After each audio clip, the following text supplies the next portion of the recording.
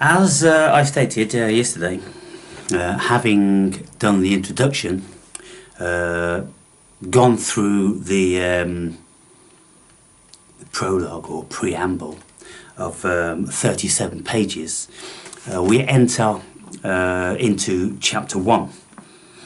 And chapter 1 up until chapter 6 is less than the preamble, less than the introduction.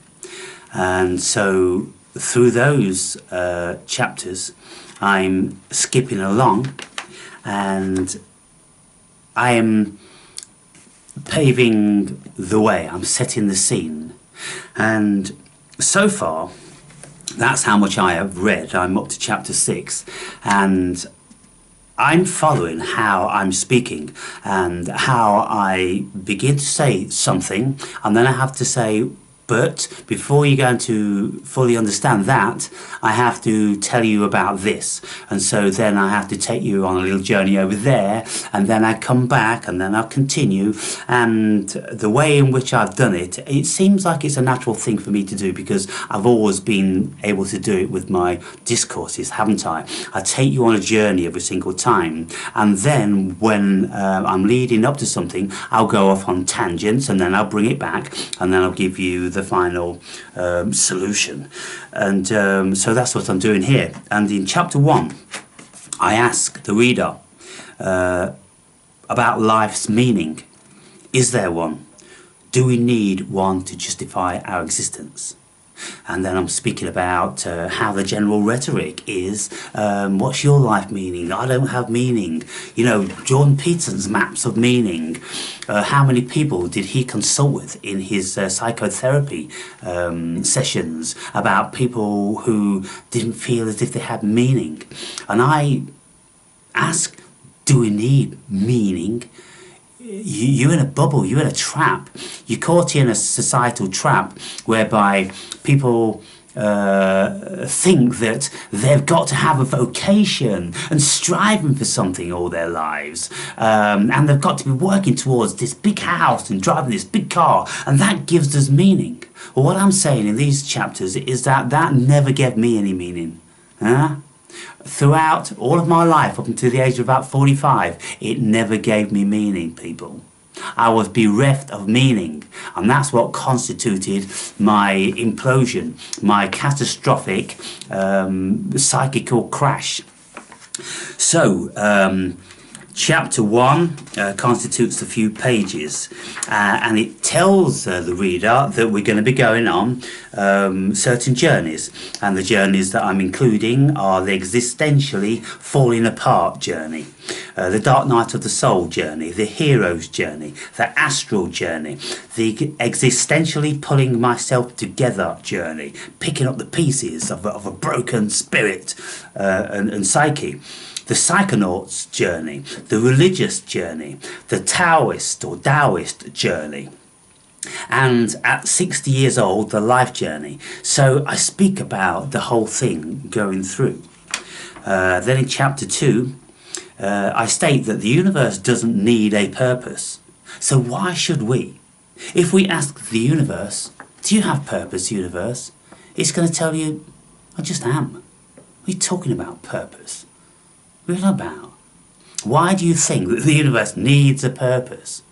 You know, anyone seeking for, you know, what is it leading to? What does the universe want to create, or what did God want? You're barking up the wrong tree.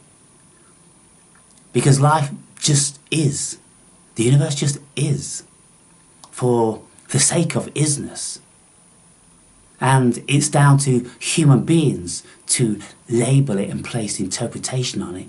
And that's why there is no standard, there is no right or wrong about this thing. It's all open to interpretation, isn't it? That's the beauty of it. There is no purpose, people, unless you give it purpose. So, speak about that. Chapter 3. The path to spiritually awakening begins. How was it that I began on this spiritual path? go into all that. I can't be telling you about every single chapter because you'll go, oh, I know what it's about now. You don't. Chapter 4, My Dark Night of the Soul. What actually happened to me during my long 7 years of Dark Night of the Soul? What did I glean from that? What did I find from that? How did I work my way out of it when many don't? Many suicide. Many become irrevocably addicted to something. And they never come out of it. But my nature wasn't going to allow me to stay down. I've never been the sort of person to stay down. I'm always going to be that fighter that just keeps getting up. Chapter 5, The Power of Letting Go. How much do we have to let go if we want to gain something? You see, people greedily grabbing onto everything, hoarding everything. They've got a house, they've got the car, they've got the nice, this, that and the other. Well, I mean, there's a stage in my life I let everything go. I used to live in a very large farmhouse with lots of other properties. I had land and orchards and vineyards and everything. I let it all go. I spent all the money. And everything that's of any value to me is within this thing, whatever this thing is. And I don't need anything other than this very humble gathering of mostly natural stuff. If I took the roof off this building, within a month, most of this would have biodegraded. There's nothing here, people. My guitars are wood, the furniture's wood, the plants and bits and bobs are all natural wood. The only thing that will probably be here for 1,000 years is the motherfucking laptop and phone. And so the power of letting go. The next is chapter 6, which is how I fell down the rabbit hole. And so that's where I am now. And so I'll keep you updated on that, people. But just a bit of an introduction, basically, to open you up. Open you up. I know many of you are so closed. You can't speak about yourselves at all. You can't even think deeply. You just, what I'm trying to do here, I've always been sifting out, haven't I? I've always been sifting and separating the wheat from the chaff. I want to know who you are. I want to know how you tick. I don't want to know if you're real people. And the real people will contact me in some shape or form. And I have a relationship with the real people. There's very, very few out there. Most of you, like I say, not to, piss on your parade or crush your spirit, but you don't have a spirit. You're dead. And if you do have a spirit, if you go, I do have a spirit, well, let it out then. That's what I'm saying. You take your dog for a walk every day, don't you? You let it out. Why don't you let your spirit out?